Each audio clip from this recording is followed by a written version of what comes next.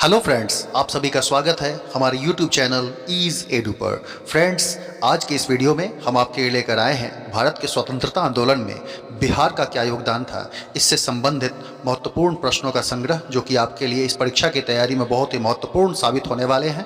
इससे पिछले वीडियोज़ में मैंने आपके लिए 2 वीडियोज़ जो भी लगातार लाए हैं वो इसी टॉपिक से रिलेटेड है, जिसमें जस्ट पिछला वीडियो जो था आपको 1857 की क्रांति में बिहार का योगदान, और उससे पहले का वीडियो जो था वह अंग्रेजी शासन की स्थापना जो हुई थी बिहार में, उससे संबंधित महत्वपूर्ण प्रश्नों का संग्रह लेकर आए थे। उसी कड़ी में यह हमारा अगला वीडियो है, जिसमें भारत के स्वतंत्रता आंदोलनों में बिहार का क्या योगदान रहा है, आज़ादी की लड़ाई में हमारा बिहार किस प्रकार से सक्रिय भूमिका निभाई है बिहार ने, इसके संबंध में आप लोगों के लिए यह सवालों का संग्रह लाया गया है, जिसमें महत्वपूर्ण प्रश्न जो भी इस टॉपिक से रिलेटेड बन सकते हैं मैंने आपके लिए बहुत ही सिलेक्टिवली कलेक्ट किए हैं। तो फ्रेंड्स, वीडियो को पूरा अंत तक देखिएगा, और अगर हाँ चैनल पर नए हैं तो सब्सक्राइब कीजिएगा और बेल आइकन प्रेस कीजिएगा, ताकि हमारे वीडियोस की नोटिफिकेशन आपको हमेशा मिलती रहे। तो फ्रेंड्स, शुरू करते हैं आज का वीडियो। हमारा पहला सवाल है कि भारत में होम रूल आंदोलन की शुरुआत कब हुई? तो इसका राइट आंसर होगा 1916 ईस्वी में। जी हाँ दोस्तों, होम रूल यानी कि स्वशासन इसको कहा जाता है। ऐसे होम का मतलब तो घर होता है, गृह शासन, या फिर आप इसको स्वशासन कहते हैं। तो 1916 में Akhil Bharatiya home rule league की स्थापना की गई थी बाल गंगाधर तिलक के द्वारा, और इसके अंतर्गत भारत में स्वशासन स्थापित करना ही मूल उद्देश्य था, जिसके लिए जो बाल गंगाधर तिलक थे उन्होंने आंदोलन चलाया, जिसे हम होम रूल आंदोलन के नाम से जानते हैं। और इसके साथ साथ इस समय जो था भारत को एक डोमिनियन स्टेट के रूप में दर्जा देने के लिए मुख्य रूप से आंदोलन चलाया गया था। फ्रेंड्स, आगे बढ़ते हैं। हमारा अगला सवाल है, मद्रास में होम रूल लीग की स्थापना किसके नेतृत्व में हुई? तो फ्रेंड्स, इसका राइट आंसर होगा श्रीमती एनी बेसेंट। जी हाँ दोस्तों, श्रीमती एनी बेसेंट के नेतृत्व में मद्रास में होम रूल लीग की स्थापना हुई थी। मैंने अभी जस्ट पिछले क्वेश्चन में आपको बताया कि जो बाल गंगाधर तिलक के नेतृत्व में होम रूल लीग की स्थापना हुई थी, दरअसल वो पूना में की गई थी, और इसी तर्ज पर मद्रास में श्रीमती एनी बेसेंट के द्वारा होम रूल लीग की स्थापना की गई थी। आगे बढ़ते हैं। हमारा अगला सवाल है, बिहार में होम रूल लीग के पहले अध्यक्ष कौन थे? इसका राइट आंसर होगा मौलाना मजहरुल हक। जी हाँ दोस्तों, बिहार में 16 दिसंबर 1916 ईस्वी को जो पटना में मजहरुल हक के नेतृत्व में एक सभा का आयोजन किया गया।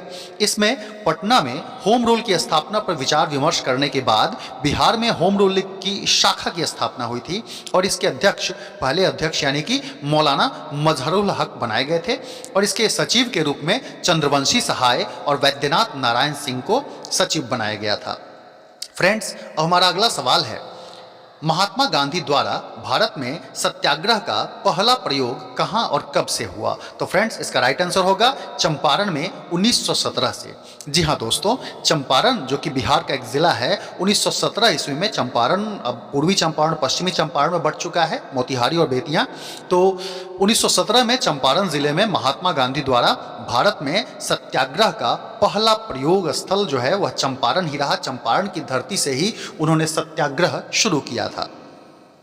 हमारा नेक्स्ट क्वेश्चन है, चंपारण में अंग्रेज जमींदारों द्वारा किसानों से जबरदस्ती किस चीज की खेती कराई जाती थी? तो फ्रेंड्स, इसका राइट आंसर होगा नील की खेती। जी हाँ दोस्तों, चंपारण में उस समय वहां जो अंग्रेज जमींदार होते थे वो किसानों से जबरदस्ती बलपूर्वक जो है नील की खेती के लिए उनको बाध्य किया जाता था, नील की खेती के लिए मजबूर किया जाता था, उनसे जबरदस्ती नील की खेती कराई जाती थी। नेक्स्ट क्वेश्चन है हमारा, किसानों से नील की खेती किस व्यवस्था के अंतर्गत कराई जाती थी? तो इसका राइट आंसर होगा तिनकठिया व्यवस्था। जी हाँ दोस्तों, किसानों से उस समय जो नील की खेती करवाई जाती थी, दरअसल उस व्यवस्था का नाम रखा गया था तिनकठिया व्यवस्था। होता क्या था कि किसानों को प्रत्येक बिग्घा जो ज़मीन की माप होती है, एक बिग्घा में 20 कट्ठे होते हैं, तो 20 कट्ठा के अंतर्गत नील की खेती अनिवार्यतः उनको 3 कट्ठे में करनी पड़ती थी। तो 20 कट्ठा का 3 कट्ठा भाग जो हो गया, इसीलिए इसको कहा जाता था तिनकठिया व्यवस्था या तिनकठिया प्रणाली कहा जाता था। इसके बदले में उन्हें उचित मजदूरी मिलती थी, लेकिन इससे जो है ज़मीन धीरे धीरे बंजर होने लगती थी। इस 3/20 भाग पर जो उपजाऊ ज़मीन होता था, उसके 3/20 भाग पर नील की खेती करनी पड़ती थी, और इसके कारण ज़मीन की उपज धीरे धीरे घटने लगती थी, ज़मीन बंजर तरह से हो जाती थी। इसीलिए इसके कारण किसानों में और खेतिहर जो मजदूर थे उनमें भयंकर आक्रोश था।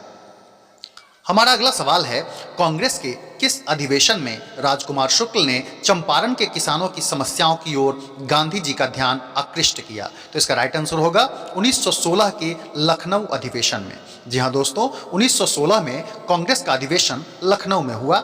इसमें राजकुमार शुक्ल, जो कि चंपारण के ही निवासी थे, उन्होंने इस समस्या की तरफ देशवासियों का ध्यान आकृष्ट किया और ब्रजकिशोर प्रसाद उस समय उन्होंने एक प्रस्ताव प्रस्तुत किया जिसमें इन समस्याओं के निदान के लिए एक समिति की गठन की बात कही गई थी, जो कि 1916 में लखनऊ अधिवेशन में रखा गया था।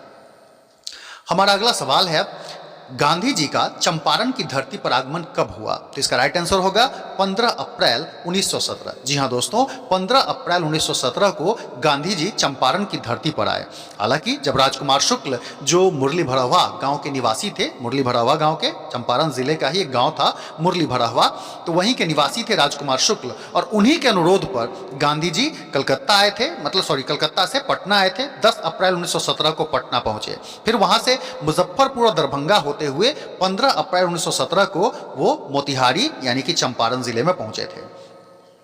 हमारा नेक्स्ट क्वेश्चन है, किसानों के लिए चंपारण कमेटी के गठन का प्रस्ताव किसने रखा? तो इसका राइट आंसर होगा उपराज्यपाल एडवर्ड गेट। जी हां दोस्तों, स्थानीय प्रशासन, जो जब गांधी जी पहुंचे चंपारण, तो उस समय वहां का जो स्थानीय प्रशासन था, उन्होंने गांधी जी के आगमन और उनके आचरण को गैर कानूनी घोषित कर दिया और इसके कारण उनको गिरफ्तार कर लिया गया। लेकिन बाद में बिहार के जो तत्कालीन उपराज्यपाल थे एडवर्ड गेट, उन्होंने ही गांधी जी को वार्ता के लिए बुलाया और किसानों के कष्टों की जांच के लिए एक समिति के गठन का प्रस्ताव रखा और यही कमेटी आगे चलकर चंपारण कमेटी कहलाई।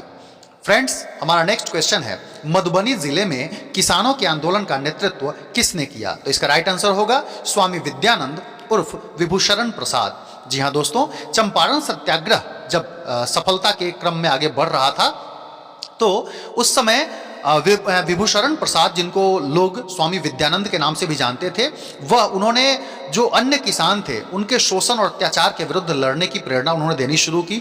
और इसी क्रम में जून 1919 यानी कि जून 1919 में मधुबनी जिला में किसानों को दरभंगा राज्य के विरुद्ध आंदोलन के लिए स्वामी विद्यानंद ने संगठित करना शुरू किया। लगान वसूली के क्रम में जो होता था कि राज्य के जो गुमास्त थे उनके अत्याचार के विरोध और जंगल से फल और लकड़ी प्राप्त करने के अधिकार की प्रस्तुति इस आंदोलन की मुख्य विशेषता रही थी। हमारा नेक्स्ट क्वेश्चन है, दरभंगा महाराज के द्वारा प्रांतीय सभा का गठन कब किया गया? तो इसका राइट आंसर होगा 1922 ईस्वी में। जी हां दोस्तों, आंदोलन का विस्तार जो था वह दरभंगा महाराज, मतलब दरभंगा में जो आंदोलन शुरू हुआ मधुबनी में, तो आंदोलन का विस्तार धीरे धीरे पूर्णिया, सहरसा, भागलपुर और मुंगेर जिलों तक हो गया। इसी क्रम में महाराजा, जो दरभंगा के महाराज थे, उन्होंने आंदोलन के प्रभाव को नष्ट करने के लिए एक प्रांतीय सभा का गठन 1922 में करवाया। कालांतर में चल करके महाराज ने किसानों की कुछ मांगों को स्वीकार कर लिया और इसके कारण यह आंदोलन शिथिल पड़ गया था।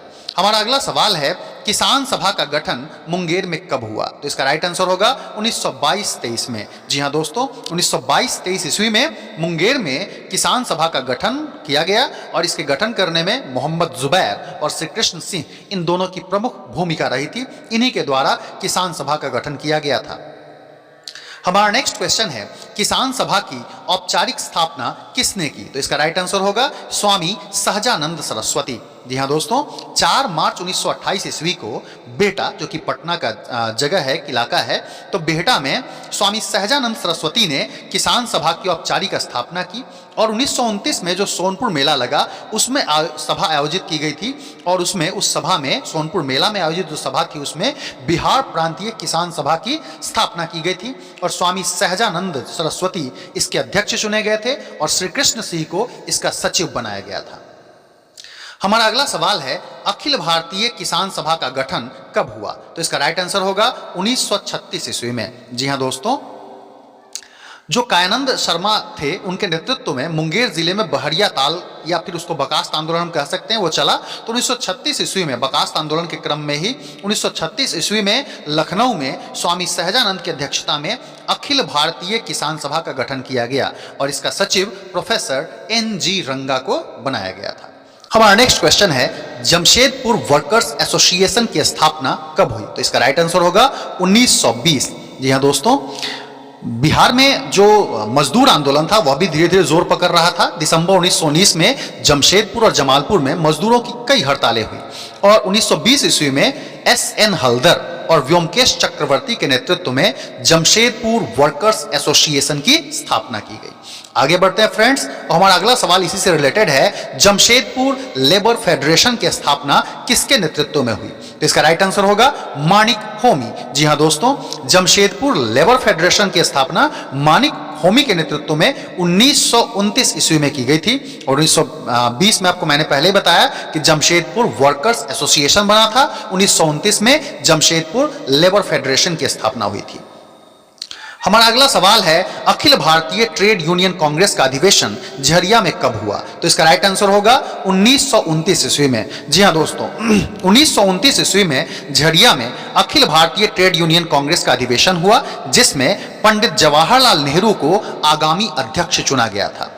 अब आगे बढ़ते हैं फ्रेंड्स, हमारा अगला सवाल है, जमशेदपुर में मजदूर आंदोलन के क्रम में जमशेदपुर में दिए गए भाषण के लिए जयप्रकाश नारायण को कब गिरफ्तार किया गया? तो इसका राइट आंसर होगा 18 फरवरी 1940। जी हां दोस्तों, जब मजदूर आंदोलन पूरे जोर शोर से चल रहा था 1937 से 1939 के बीच में और आगे भी बिहार में कई स्थानों पर हड़तालें हुई।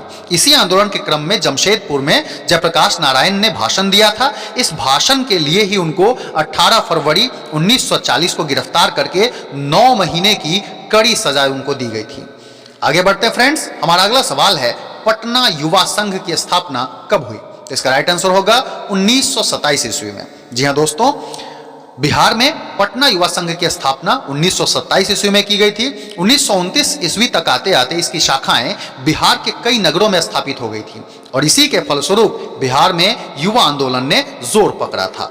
तो युवा आंदोलन को मुख्य रूप से आगे बढ़ाने का काम पटना युवा संघ ने ही किया था, जिसकी स्थापना 1927 में की गई थी।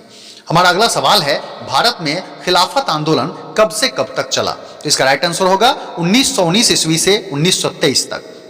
दरअसल प्रथम विश्व युद्ध की जब समाप्ति हुई तो विजयी राष्ट्रों ने तुर्की के सुल्तान के साथ काफी अन्यायपूर्ण व्यवहार शुरू कर दिया और ब्रिटिश सरकार ने भारतीयों के स्वशासन की मांग पर सहानुभूतिपूर्वक विचार करने के अपने आश्वासन को पूरा नहीं किया। इसीलिए भारतीय मुसलमानों और राष्ट्रवादियों का गुस्सा भड़क उठा और इसके खिलाफ में ही खिलाफत आंदोलन चला, जो कि 1919 से लेकर के 1923 ईस्वी तक चला था। आगे बढ़ते हैं, हमारा अगला सवाल है, पटना में 16 फरवरी 1919 को किसकी अध्यक्षता में खिलाफत आंदोलन की सभा हुई? तो इसका राइट आंसर होगा हसन इमाम। जी हां दोस्तों, हसन इमाम पटना के एक प्रसिद्ध बिहार के एक प्रसिद्ध बैरिस्टर थे हसन इमाम, और 16 फरवरी 1919 ईस्वी को पटना में हसन इमाम की अध्यक्षता में एक सभा हुई, जिसमें खलीफा के प्रति मित्र राष्ट्रों द्वारा उचित व्यवहार के लिए लोकमत बनाने की बात कही गई थी। हालांकि 30 नवंबर 1919 को एक सभा में हसन इमाम ने शांति समारोहों के बहिष्कार की बात कही। मौलाना अबुल कलाम आजाद के नेतृत्व में भी रांची में भी ऐसा ही प्रस्ताव पारित किया गया था। आगे बढ़ते हैं, हमारा अगला सवाल है, खिलाफत आंदोलन के क्रम में मुसलमानों ने समूचे बिहार में कब हड़ताल की? तो इसका राइट आंसर होगा 19 मार्च 1920। जी हां दोस्तों, 19 मार्च 1920 को मुसलमानों ने पूरे बिहार में हड़ताल की और इस हड़ताल का काफी व्यापक असर भी हुआ। अप्रैल में खिलाफत आंदोलन के प्रमुख नेता मौलाना शौकत अली पटना आए थे और 1920 में खिलाफत आंदोलन पूरे बिहार में इसके बाद फैल गया था। हमारा नेक्स्ट क्वेश्चन है, कांग्रेस का बंबई अधिवेशन कब और किसकी अध्यक्षता में हुआ? तो इसका राइट आंसर होगा 29 अगस्त 1918 को हसन इमाम की अध्यक्षता में। जी हां दोस्तों, 29 अगस्त 1918 को कांग्रेस ने अपने बंबई अधिवेशन में मॉन्टेग्यू चेम्सफोर्ड रिपोर्ट पर विचार किया, जिसकी अध्यक्षता बिहार में प्रसिद्ध बैरिस्टर जो थे हसन इमाम, उन्होंने ही की थी। इस अधिवेशन में इस जो मॉन्टेग्यू चेम्सफोर्ड रिपोर्ट जो थी, जिसमें सुधारों की बात की गई थी, तो इस रिपोर्ट पर असंतोष जाहिर करते हुए ब्रिटिश सरकार पर दबाव डालने के लिए हसन इमाम के नेतृत्व में एक प्रतिनिधि मंडल को इंग्लैंड भेजने का प्रस्ताव पारित किया गया। इस बीच क्रांतिकारियों के दमन के लिए ब्रिटिश सरकार द्वारा रॉलेट एक्ट के जो उपबंध थे उनका भी इस्तेमाल किया गया था। हमारा अगला सवाल रॉलेट एक्ट से ही संबंधित है कि रॉलेट एक्ट के खिलाफ बिहार में कब हड़ताल हुई? तो इसका राइट आंसर होगा 6 अप्रैल 1919 ईस्वी। जी हाँ दोस्तों, रॉलेट एक्ट, जिसे काला कानून भी कहा जाता था, रॉलेट एक्ट के बारे में आपने पढ़ा ही होगा कि इसमें सिडनी रॉलेट की अध्यक्षता में यह बनाया गया था, रॉलेट एक्ट। और इसमें मुख्य रूप से यह था कि किसी को भी बिना उस पर कोई मुकदमा चलाए, बिना वारंट के उसको गिरफ्तार किया जा सकता था, इसीलिए इसको भारतीयों ने काला कानून कहा था। और इस काले कानून के खिलाफ गांधी जी के नेतृत्व में पूरे देश में जन आंदोलन छिड़ गया था और बिहार में 6 अप्रैल 1919 को इसके उपलक्ष्य में हड़ताल की गई थी। हमारा नेक्स्ट क्वेश्चन है, बिहार विद्यापीठ का उद्घाटन गांधी जी द्वारा कब किया गया? तो इसका राइट आंसर होगा 6 फरवरी 1921 ईस्वी को। जी हाँ दोस्तों, जब असहयोग आंदोलन जब जोर पकड़ रहा था तो उसी क्रम में बिहार में जो है मजहरुल हक थे, डॉक्टर राजेंद्र प्रसाद, ब्रजकिशोर प्रसाद, मोहम्मद शफी और कई सारे नेताओं ने विधायिका के चुनाव से अपनी उम्मीदवारी वापस ले ली थी। इस तरह से जैसे महेंद्र प्रसाद थे, अनुग्रह नारायण सिंह थे, ब्रजनंदन प्रसाद थे, इन लोगों ने अदालतों का बहिष्कार किया। तो जो असहयोग आंदोलन चल रहा था, इस क्रम में छात्रों को वैकल्पिक शिक्षा देने के उद्देश्य से पटना गया रोड पर एक राष्ट्रीय महाविद्यालय की स्थापना की गई और इस राष्ट्रीय महाविद्यालय के प्रांगण में ही बिहार विद्यापीठ का उद्घाटन 6 फरवरी 1921 को गांधी जी के द्वारा किया गया था। आगे बढ़ते हैं फ्रेंड्स, हमारा अगला सवाल है, मजहरुल हक ने सदाकत आश्रम से कौन सा अखबार निकालना शुरू किया? तो इसका राइट आंसर होगा द मदरलैंड। जी हाँ दोस्तों, मजहरुल हक जो थे, उन्होंने सदाकत आश्रम से जो अखबार निकाला, उस अखबार का नाम था द मदरलैंड के नाम से अखबार निकालना उन्होंने शुरू किया था। आगे बढ़ते हैं, हमारा अगला सवाल है, ब्रिटेन के युवराज का पटना आगमन कब हुआ? तो इसका राइट आंसर होगा 22 दिसंबर 1921 ईस्वी। जी हाँ दोस्तों, 22 दिसंबर 1921 को ब्रिटेन के जो युवराज थे वो पटना आए और इस दिन पूरे पटना शहर में हड़ताल रखी गई थी उनके बहिष्कार के लिए। हमारा अगला सवाल है, चौरी चौरा कांड कब हुआ? तो इसका राइट आंसर होगा 5 फरवरी 1922 को। जी हाँ दोस्तों, महात्मा गांधी जब असहयोग आंदोलन चला रहे थे तो उन्होंने सभी लोगों से अहिंसा की अपील की थी, लेकिन चौरी चौरा जो कांड हुआ उसमें लोगों के द्वारा हिंसक प्रदर्शन किए गए, थानों को फूंक दिया गया, जला दिया गया और इससे गांधी जी काफी आहत हो गए। तो इसीलिए गांधी जी ने जो चौरी चौरा कांड हो गया, इसके बाद इसकी परिणति के रूप में उन्होंने जो असहयोग आंदोलन था उसको स्थगित कर दिया। इसके बाद 10 मार्च 1922 को गांधी जी को गिरफ्तार भी कर लिया गया, लेकिन इन घटनाओं का बिहार पर भी काफी असर हुआ और असहयोग आंदोलन का प्रभाव धीरे धीरे बिहार से भी समाप्त होने लगा। हमारा नेक्स्ट क्वेश्चन है, फुलवारी शरीफ में मौलाना सज्जाद द्वारा किस संस्था का गठन हुआ? तो इसका राइट आंसर होगा इमारत शरिया। जी हाँ दोस्तों, उस समय जब असहयोग आंदोलन चला या फिर जो खिलाफत आंदोलन हुआ तो इसने बिहार में राजनीतिक चेतना जगाने में काफी महत्वपूर्ण भूमिका निभाई। अब बिहार पूरी तरह से क्या था कि राष्ट्रीय आंदोलन से जुड़ गया हुआ था और इन आंदोलनों का सबसे व्यापक प्रभाव मुजफ्फरपुर और शाहाबाद जिले में देखा गया था। आरा, गया, रांची, गिरिडीह, मुंगेर, किशनगंज, पूर्णिया, पटना, इन सब के जगह इससे प्रभावित हुए और मुसलमानों में इससे एक नई चेतना जगी। ब्रिटिश सरकार में असहयोग के क्रम में ही फुलवारी शरीफ में मौलाना सज्जाद के द्वारा इमारत शरिया नामक संस्था का गठन किया गया। अब हमारा अगला सवाल है, 1922 में बिहार के गया में कांग्रेस का कौन सा अधिवेशन हुआ? तो इसका राइट आंसर होगा 38वां अधिवेशन। जी हाँ दोस्तों, 1922 में बिहार में गया में 38वां अधिवेशन कांग्रेस का हुआ, जिसके अध्यक्ष देशबंधु चितरंजन दास थे। इस अधिवेशन में कांग्रेस द्वारा विधायिका में भाग लेने या इसके बहिष्कार को जारी रखने के मुद्दे पर बहस हुई, लेकिन निर्णय बहिष्कार के पक्ष में ही हुआ। और हमारा अगला क्वेश्चन है, स्वराज दल की शाखा का गठन बिहार में कब हुआ? तो इसका राइट आंसर होगा फरवरी 1923 ईस्वी में। जी हाँ दोस्तों, जो यहाँ 38वां अधिवेशन हुआ था और इसमें जो निर्णय हुआ कि विधायिका का बहिष्कार करना है, इसके पक्ष में मोतीलाल नेहरू, चितरंजन दास, सत्यमूर्ति, ये सब नहीं थे इसके पक्ष में। इसीलिए इन्होंने इससे अलग होकर के स्वराज पार्टी का गठन किया और फरवरी 1923 में स्वराज दल की शाखा का गठन बिहार में किया गया। श्री कृष्ण सिंह इसके नेता बनाए गए। 2 जून को पटना में इसकी आरंभिक बैठक भी हुई, लेकिन स्वराज दल का विशेष प्रभाव बिहार में नहीं पड़ा और स्वराज दल की विफलता धीरे धीरे 1925 ईस्वी तक आते आते यह दल पूरी तरह से अप्रभावी हो गया था।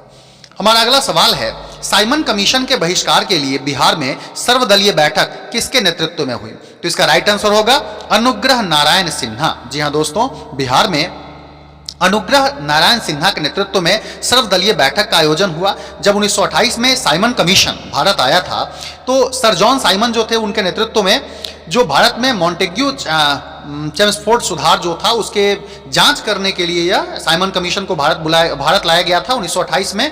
तो उसी क्रम में बिहार में अनुग्रह नारायण सिन्हा के नेतृत्व में एक सर्वदलीय बैठक का आयोजन किया गया, जिसमें साइमन कमीशन के बहिष्कार के लिए नौजवानों को संगठित करने और विरोध प्रदर्शन करने की योजना बनाई गई थी। हमारा अगला सवाल है, साइमन कमीशन पटना कब पहुंचा? तो फ्रेंड्स इसका राइट आंसर होगा 12 दिसंबर 1928 ईस्वी। जी हां दोस्तों, 12 दिसंबर 1928 ईस्वी को साइमन कमीशन यानी कि साइमन आयोग जो था वह पटना पहुंचा और 24 दिसंबर को यह रांची पहुंचा, जिसमें इसके विरुद्ध प्रदर्शन हुए, काले झंडे दिखाए गए और आयोग का बहिष्कार किया गया। हमारा नेक्स्ट क्वेश्चन है, बिहार सोशलिस्ट पार्टी का गठन कब हुआ? तो इसका राइट आंसर होगा 1931 ईस्वी में। जी हां, 1931 ईस्वी में ही जो है गंगा शरण सिन्हा थे, रामवृक्ष बेनीपुरी थे या फिर रामानंद मिश्र, इन सब लोगों ने मिलकर के बिहार सोशलिस्ट पार्टी नाम से एक संगठन स्थापित किया और 1934 ईस्वी में 1934 ईस्वी में पटना के अंजुमन इस्लामिया हॉल में इसकी औपचारिक स्थापना हुई थी, जिसके अध्यक्ष आचार्य नरेंद्र देव और सचिव जयप्रकाश नारायण थे। आगे बढ़ते हैं फ्रेंड्स, और हमारा अगला सवाल है, सविनय अवज्ञा आंदोलन का प्रस्ताव कांग्रेस के कब के अधिवेशन में पारित हुआ? तो इसका राइट आंसर होगा दिसंबर 1929 के लाहौर अधिवेशन में। जी हां दोस्तों, सविनय अवज्ञा आंदोलन का प्रस्ताव जो है दिसंबर 1929 में कांग्रेस का जो लाहौर में अधिवेशन हुआ था वहां पर यह प्रस्ताव पारित किया गया और इसकी अध्यक्षता उस समय पंडित जवाहरलाल नेहरू ने की थी। इस अधिवेशन में पूर्ण स्वतंत्रता का प्रस्ताव भी पारित हुआ और 26 जनवरी को स्वाधीनता दिवस या फिर स्वतंत्रता दिवस भी कह सकते हैं, स्वतंत्रता दिवस मनाने का निर्णय लिया गया या फैसला हुआ। आगे बढ़ते हैं फ्रेंड्स, और हमारा अगला सवाल है, गांधी जी की दांडी यात्रा कब प्रारंभ हुई? तो इसका राइट आंसर होगा 12 मार्च 1930 ईस्वी। जी हां दोस्तों, 12 मार्च 1930 को गांधी जी की दांडी यात्रा प्रारंभ हुई। 5 अप्रैल को उन्होंने नमक कानून का उल्लंघन किया, नमक बना करके दांडी पहुंचे तो उन्होंने नमक बनाया और नमक कानून का उल्लंघन करके नमक सत्याग्रह शुरू किया। इस नमक सत्याग्रह में उस समय बिहार में दरभंगा निवासी थे और गांधी जी को निकट सहयोगी भी थे श्री गिरिवर चौधरी उर्फ कारो बाबू के नाम से भी उनको जाना जाता था। तो उन्होंने बापू के साथ साबरमती आश्रम में भी काफी समय बिताया हुआ था, वह भी इस नमक सत्याग्रह में शामिल हुए थे। आगे बढ़ते हैं फ्रेंड्स, हमारा नेक्स्ट क्वेश्चन है, बिहार में नमक सत्याग्रह का प्रारंभ कब हुआ? तो इसका राइट आंसर होगा 15 अप्रैल 1930 ईस्वी में। जी हां दोस्तों, 15 अप्रैल 1930 को बिहार में नमक सत्याग्रह की शुरुआत हुई। सारण जिले में और चंपारण जिले में नमकीन मिट्टी से नमक बना करके इस सत्याग्रह की शुरुआत की गई। इस आंदोलन का नेतृत्व तो पटना में जगत नारायण लाल थे, सारण में गिरीश तिवारी, चंद्रिका बाबू थे, मुजफ्फरपुर में रामदयालु सिंह, रामानंदन सिंह थे, और मुंगेर में इसी तरह से श्री कृष्ण सिंह, दरभंगा में सत्यनारायण सिन्हा, ये सब लोग इस नमक सत्याग्रह में प्रमुख रूप से शामिल हुए थे।